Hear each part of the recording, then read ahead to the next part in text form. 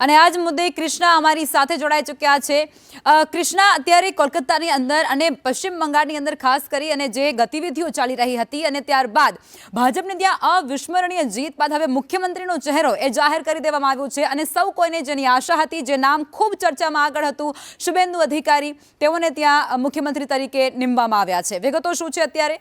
जी बिल्कुल रकमा सौथी अपेक्षित चेहरो रेस में सौथी आगळ चेहरो हतो शुभेंदु अधिकारीनो हतो, कारण के भारतीय जनता पार्टी ने आटली मोटी ऐतिहासिक जीत अपाववामां पश्चिम बंगाळमां शुभेंदु अधिकारीनुं खूब मोटुं योगदान रह्युं छे अने परिणामे जे केन्द्रीय ऑब्जर्वर्स तरीके अमित शाहने मूकवामां आव्या हता, मोहन चरण मांझी के जेओ ओडिशाना मुख्यमंत्री छे एमने मूकवामां आव्या हता अने आ बधी बेठकोनो धमधमाट चाल्यो आपणे जोयो अने आखरे हवे एमने विधायक दळना नेता तरीके चूंटवामां आव्या छे। एमनुं नाम मूकवामां आव्युं छे। 8 प्रस्तावकोए एमना नामनो प्रस्ताव मूक्यो हतो ने ए सौथी वधारे आगळ ए रेसमां मोखरे हता, एटले अपेक्षित हतुं के शुभेंदु अधिकारीनुं नाम आवशे। आवतीकाले हवे तेओ मुख्यमंत्री तरीके शपथ ग्रहण करवाना छे अने अन्य 10 मंत्रीओ पण शपथ ग्रहण करशे, परंतु आ भारतीय जनता पार्टी माटे खूब ज महत्वनी क्षण छे, कारण के पश्चिम बंगाळ जीतवा माटे छेल्ला 1.5 दायकाथी भारतीय जनता पार्टी एडी चोटीनुं जोर लगावी रही हती। 3 बेठकोमांथी 77 बेठको मळी अने 77 बेठकमांथी हवे 207 बेठक सुधी पहोंचाडवामां शुभेंदु अधिकारी एक नेता तरीके, एक संगठक तरीके खूब ज महत्वनी भूमिका रही है। लखमा बिल्कुल। અને કૃષ્ણા, અહીંથી સૌથી મોટી વસ્તુ એ પણ છે કે ભારતીય જનતા પાર્ટીની પશ્ચિમ બંગાળમાં જીત પાછળ એક મોટું ફેક્ટર એ મહિલાઓ પણ રહી હતી, એટલે હવે ચર્ચા કંઈક એવી પણ થાય છે કે સીએમ તો શુભેન્દુ અધિકારીને બનાવાશે, પરંતુ ડેપ્યુટી સીએમ જે 2 નિમવાના છે તેમાંથી એક મહિલાનું નામ હોઈ શકે। हाँ बिल्कुल लखमा, एवी चर्चाओं चाली रही है कि मुख्यमंत्री साथे 2 डेप्यूटी सीएम हशे। जो कि अत्यारे तो अमित शाहे जे जाहेरात करी एमां मुख्यमंत्री तरीके शुभेंदु अधिकारीनी जाहेरात करी है, परंतु 2 डेप्यूटी सीएम तरीके जे चर्चाई रह्या छे नाम, एमां रूपा गांगुली के जेओ 2015 में भारतीय जनता पार्टी में पश्चिम बंगाल में जोड़ाया था। ए चेहरामांना एक के जे सौथी शरूआत में ज्यारे भारतीय जनता पार्टी स्ट्रगल करी रही हती त्यारे भाजप में जोड़ाया हता। रूपा गांगुली के जो महिला मोर्चाना अध्यक्ष पण रह्या छे अने हमणां ताजेतरमां राज्यसभाना सांसद पण रह्या छे अने आ वखते विधानसभामां पण तेओ चूंटाईने आव्या छे। डेप्यूटी सीएम तरीके एमनुं नाम चाली रह्युं छे। आ उपरांत दार्जिलिंगमांथी कोई एक पुरुष धारासभ्यने डेप्यूटी सीएम तरीके मूकवामां आवी शके छे एवी संभावनाओ छे, परंतु शुभेंदु अधिकारी एमनी पण आपणे वात करीए, एमनी पॉलिटिकल प्रोफाइलनी पण वात करीए। सौथी पहेला 1990 ना दायकामां कोंग्रेसथी एमणे पोतानी कारकिर्दीनी शरूआत करी हती, म्युनिसिपल काउंसिलर बन्या हता अने त्यारबाद ज्यारे ममता बेनर्जीए टीएमसीनी स्थापना करी त्यारे तेओ ममता बेनर्जीना डाबा हाथ तरीके तेमणे काम कर्युं। ममता बेनर्जीने एक मोटा चेहरा तरीके पश्चिम बंगाळमां उभारवामां सौथी महत्वनी भूमिका एमणे भजवी हती। शुभेंदु अधिकारीए टीएमसीमां जोडाया अने नंदीग्राम ए मूवमेंट हती डाबेरी सरकार सामे के ज्यारे आ आंदोलनथी टीएमसीनो ममता बेनर्जीनो अने शुभेंदु अधिकारीनुं नाम ए आखा बंगाळमां जाणीतुं बन्युं हतुं। खास करीने त्यारबाद कारण के अभिषेक बेनर्जी के जेओ ममता बेनर्जीना भत्रीजा छे एमनी વધતી ભૂમિકાને લઈને એમના વધતા પ્રભાવને કારણે શુભેન્દુ અધિકારી અને મમતા બેનર્જી વચ્ચે ગજગ્રાહ વધતો ગયો અને ત્યારબાદ 2020માં અમિત શાહની હાજરીમાં તેઓ ભારતીય જનતા પાર્ટીમાં જોડાયા। ત્યારથી તેમનું એક મિશન હતું કે ભાજપને બંગાળમાં સત્તામાં લાવવી। એ મિશન માટે સતત તેમણે કામ કર્યું, સંગઠક તરીકે કામ કર્યું, ગ્રામ્ય સ્તરે ભારતીય જનતા પાર્ટીને લઈ જવામાં ખૂબ મહત્વની ભૂમિકા ભજવીને જાયન્ટ કિલર તરીકે તેઓ ઉભર્યા। કારણ કે ગત વખતની ચૂંટણીમાં આપણે જોયું હતું કે નંદીગ્રામ બેઠક પરથી તેમણે મમતા બેનર્જીને હરાવ્યા અને ત્યારબાદ મમતા બેનર્જી હારી ગયા। ભલે ચૂંટણી તેઓ જીત્યા પણ પોતાની બેઠક પરથી હારી ગયા હતા। ભવાનીપુર બેઠક પરથી પેટા ચૂંટણી લડ્યા અને જીત્યા, પણ આજ ભવાનીપુર બેઠક કે જે ભારતીય મમતા બેનર્જીનો ગઢ માનવામાં આવતી હતી એ જ બેઠક પરથી આ વખતે શુભેન્દુ અધિકારીએ મમતા બેનર્જીને હરાવ્યા। એટલે સિટિંગ ચીફ મિનિસ્ટરને 2 વખત હરાવનાર શુભેન્દુ અધિકારી જાયન્ટ કિલર તરીકે ઉભર્યા, એટલા માટે જ નામ અપેક્ષિત હતું મુખ્યમંત્રી તરીકે। અને હવે કૃષ્ણ, આપણે અહીં નાની વાત એ પણ કરી લઈએ કે આવતીકાલે જે શપથ વિધિ થવાની છે ત્યાં તમામ જે સીએમ એનડીએના છે તે ત્યાં પહોંચવાના છે અને ખૂબ મોટો વિશાળ કાર્યક્રમ ત્યાં યોજાવાનો છે, પીએમ પણ ત્યાં જવાના છે તેવી પણ ત્યારે વિગતો સામે આવી છે।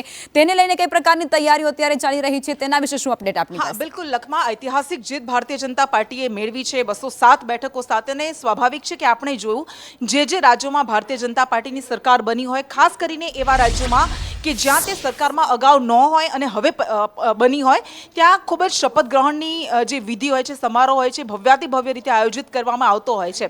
અને પશ્ચિમ બંગાળ એ તો જેમ હમણાં આપણે વાત કરી કે દોઢ દાયકાથી ભારતીય જનતા પાર્ટી એના માટે પ્રયાસ કરી રહી હતી, એટલે સ્વાભાવિક છે કે આવતીકાલે બ્રિગેડ ગ્રાઉન્ડમાં આ સમારોહ યોજાવાનો છે. 10 વાગ્યાની આસપાસ આ સમારોહની શરૂઆત થશે અને 11 વાગ્યાની આસપાસ સુવેન્દુ અધિકારી એ મુખ્યમંત્રી તરીકેના શપથ ગ્રહણ કરશે. અને દરેક રાજ્યોમાં આપણે જે રીતે જોતા હોઈએ છીએ કે જ્યાં ભારતીય જનતા પાર્ટી જીતતી હોય છે ત્યાં ભાજપના તમામ મોટા નેતાઓ, એમના જે દિગ્ગજ કદ્દાવર નેતાઓ છે, જેમાં પ્રધાનમંત્રી નરેન્દ્ર મોદી પણ રહેશે, અમિત શાહ તો પહોંચી જ ગયા છે, આ ઉપરાંત અન્ય મોટા ચહેરાઓ પણ ઉપસ્થિત રહેશે. અને આ સાથે ભારતીય જનતા પાર્ટીના તમામ મુખ્યમંત્રીઓ પણ આ શપથવિધિ સમારોહમાં ભાગ લેશે, હાજર રહેશે.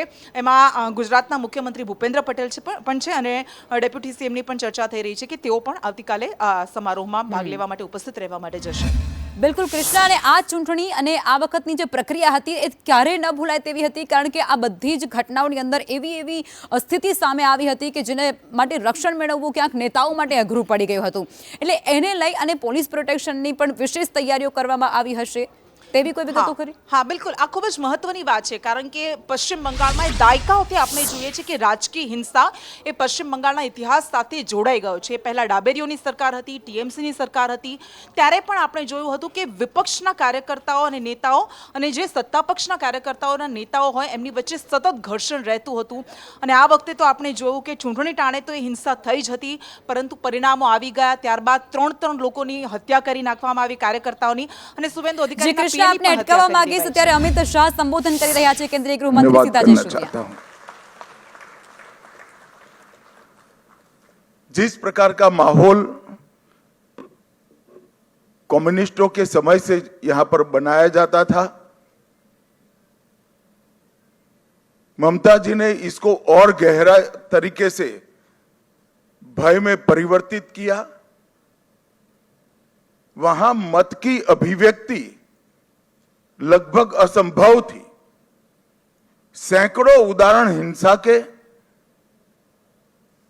क्रूरता के, उसके बीच में भारतीय जनता पार्टी और हमारे नेता नरेंद्र मोदी पर भरोसा कर बंगाल की जनता ने जो प्रचंड विजय हमें दी है, इसके लिए मैं बहुत बहुत धन्यवाद करता हूं.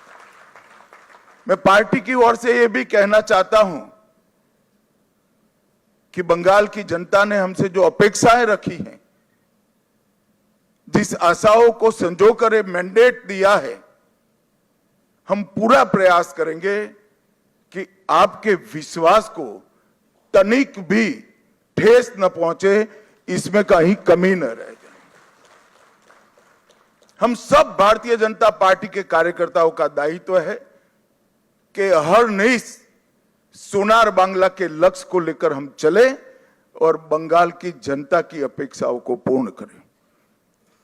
मित्रों, आज कवि गुरु की ये पंक्तियां सच होती दिखाई पड़ रही है. चित्त जेथा भय शून्य, उच्च जेथा सिर. जहां मन भय मुक्त हो और सिर गर्व से ऊंचा हो, ऐसे बंगाल का रास्ता आज प्रशस्त हो चुका है और बंगाल उस रास्ते पे चल. 5 दशक का लंबा समय लोकतंत्र की दृष्टि से, कानून और व्यवस्था की दृष्टि से, बंगाल के अर्थतंत्र के ह्रास की दृष्टि से और बंगाल के विकास में शून्य गति, नेगेटिव गति देने की दृष्टि से बंगाल के लिए एक दुस्वप्न जैसा हुआ है. और हम सबका दायित्व है कि मोदी जी ने जो वादा दिया है बंगाल की जनता को, इसको पूरा करने के लिए हम हमारा सर्वश्रेष्ठ बंगाल की जनता को अर्पित करें, समर्पित करें. बंगाल की संस्कृति और बंगाल की परंपरा को 5 दशक से विदेशी विचारों से प्रभावित शासन से मुक्त कर फिर से एक बार रामकृष्ण ठाकुर, विवेकानंद, महर्षि अरविंद और कवि गुरु टैगोर की कल्पना का बंगाल बनाने की दिशा में हम आगे बढ़े। हम सबकी जिम्मेदारी आज से बहुत बढ़ती है। विनम्रता के साथ, जिम्मेदारी के एहसास के साथ किया हुआ परिश्रम ही ये मैंडेट का एक प्रकार से जनता को आभार के रूप में जवाब दे सकता है। मित्रों, आज बंगाल का विजय अनेक दृष्टिकोण से बहुत महत्वपूर्ण है। 100 साल की वैचारिक यात्रा के बाद गंगोत्री से गंगा सागर तक हर जगह पर आज भारतीय जनता पार्टी की सरकार बनी है। ये हम सब के लिए बहुत आनंद का विषय है। 1950 से जिस विचार की यात्रा को लेकर हम निकले और जिसके नेतृत्व में निकले, श्यामा प्रसाद मुखर्जी के नेतृत्व, उनकी ही जन्मभूमि में 1950 के बाद आज 2026 में श्यामा प्रसाद जी की ही पार्टी की सरकार बन रही है। ये भी बहुत महत्वपूर्ण है। जब 370 हटी तब देश भर के कार्यकर्ताओं के मन में खुशी की लहर दौड़ी थी, मगर मुझे कई वरिष्ठ कार्यकर्ताओं ने कहा था कि अभी भी कुछ कसक बाकी है। मैंने आश्चर्य से पूछा था, भला क्या बचा अब? तब उन्होंने कहा था, बंगाल में भाजपा का झंडा फहराना बाकी है। और आज मैं मानता हूं श्यामा प्रसाद जी जहां पर भी होंगे, मुक्त मन से नरेंद्र मोदी जी के नेतृत्व को वो आशीर्वाद देते होंगे, क्योंकि नेतृत्व ने भारतीय जनता पार्टी को गंगा सागर तक पहुंचाया, गंगोत्री से लेकर 2014 से जो यात्रा निकली, ये अभूतपूर्व यात्रा है मित्रों।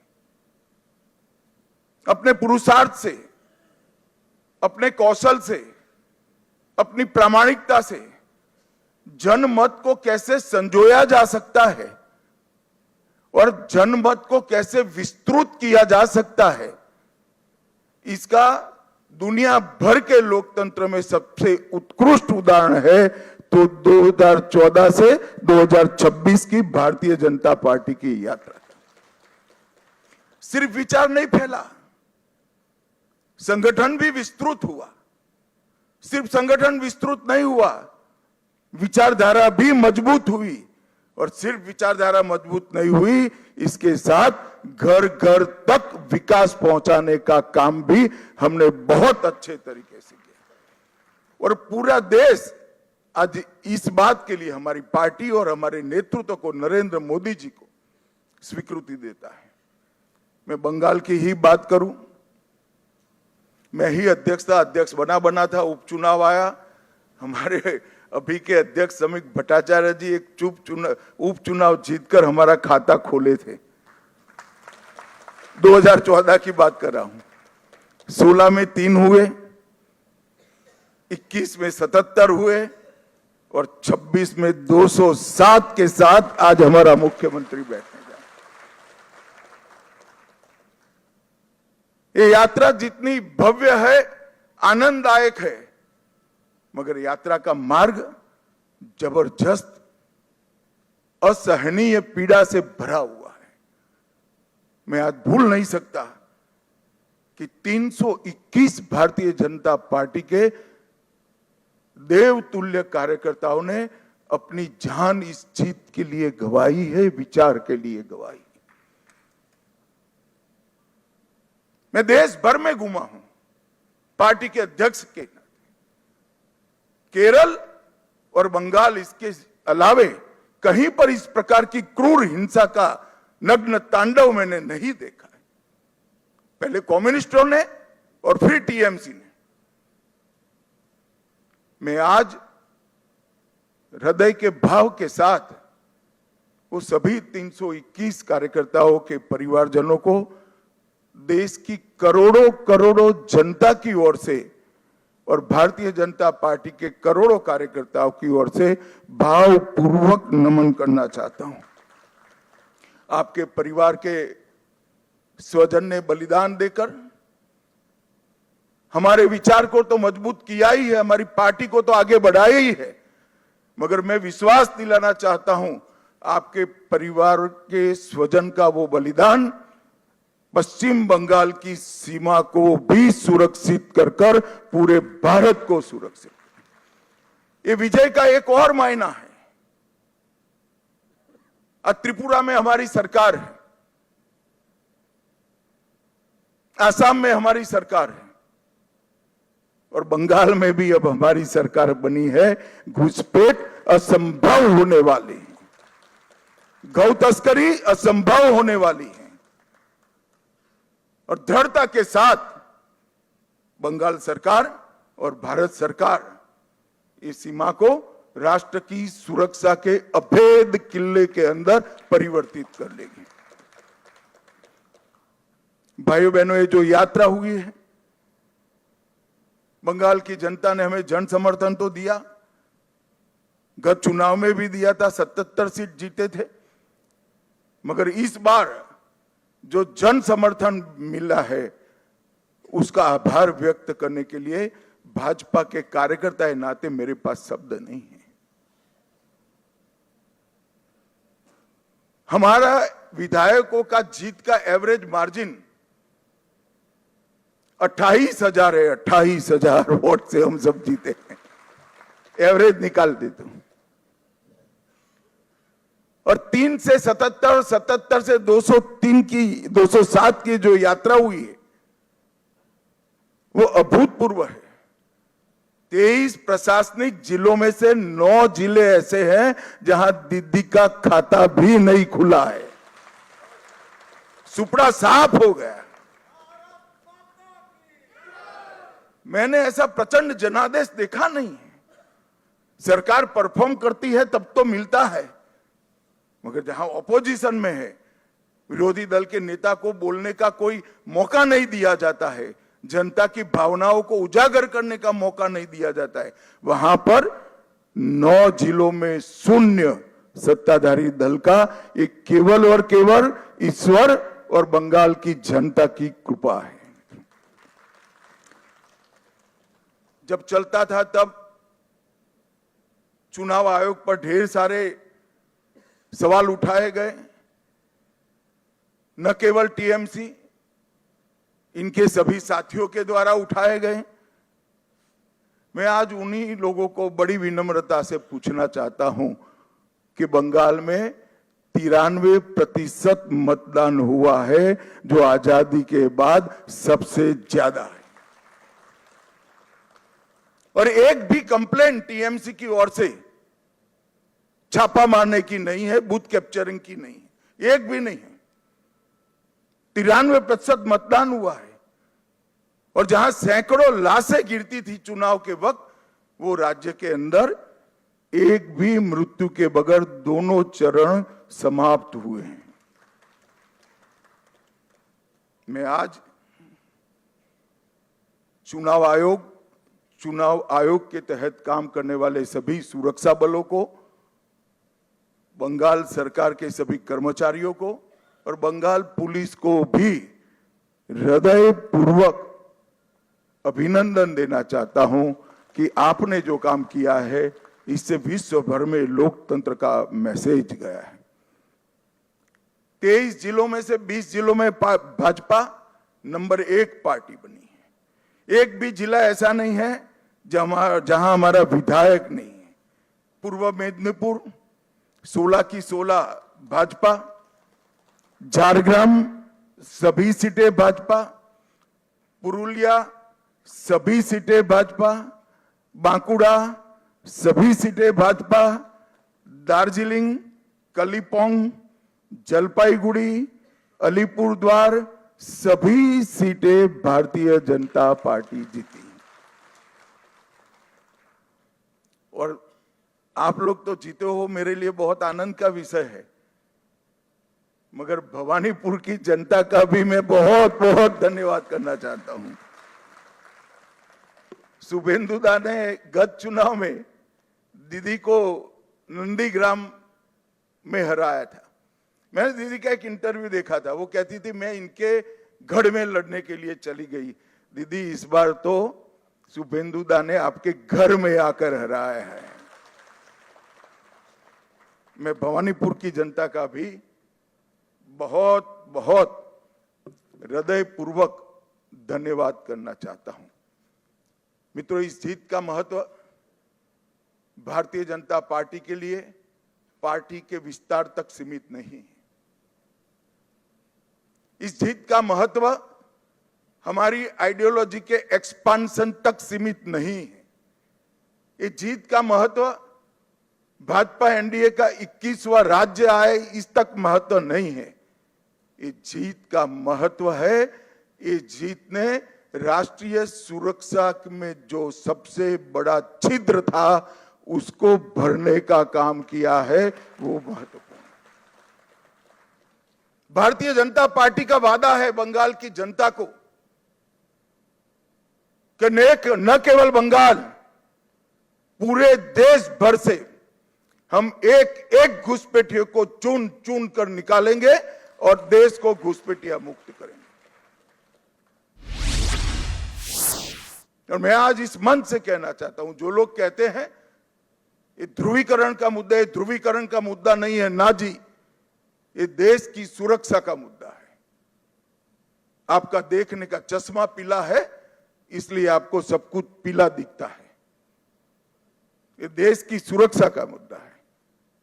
मित्रों, जब भारतीय जनता पार्टी प्रचंड विजय होती है तो पानीहाटी की प्रत्याशी श्रीमती रत्ना देवनाथ, वो हमारी प्रत्याशी बनकर बंगाल भर में माताओं बहनों पर जो अत्याचार हुआ है वो अत्याचार का प्रतीक बनकर सभी माताओं बहनों को एक प्रकार से ढाढ़स बना। हिगलगंज की प्रत्याशी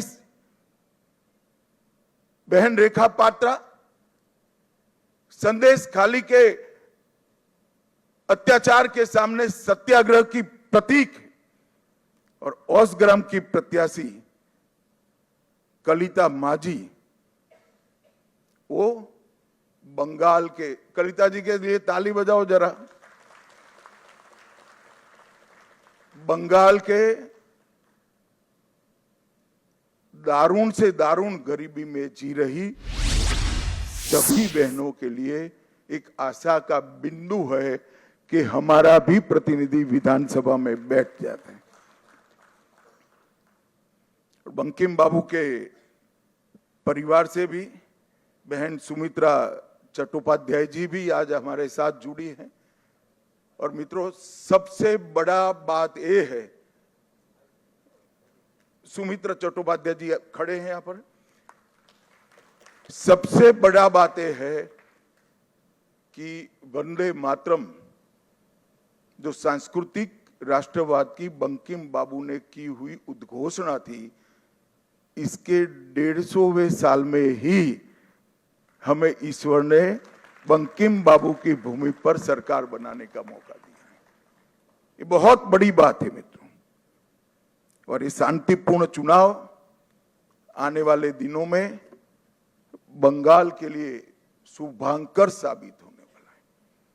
मैं आज इस मंच से सभी दलों को भी अपील करना चाहता हूं, आइए हम सब साथ में मिले। लोकतंत्र ये मत की अभिव्यक्ति का उत्सव है, इसमें हिंसा कहां से हो सकती है? देश के सभी राज्यों में हिंसा समाप्त हो चुकी है, और भारतीय जनता पार्टी की विशेष जिम्मेदारी है, साथ में सभी दलों का सहयोग भी चाहिए कि ये सरकार बनने के बाद किसी भी चुनाव में घपलेबाजी और हिंसा का समाचार देश भर में पहुंचे नहीं। ये हमारी जिम्मेदारी है।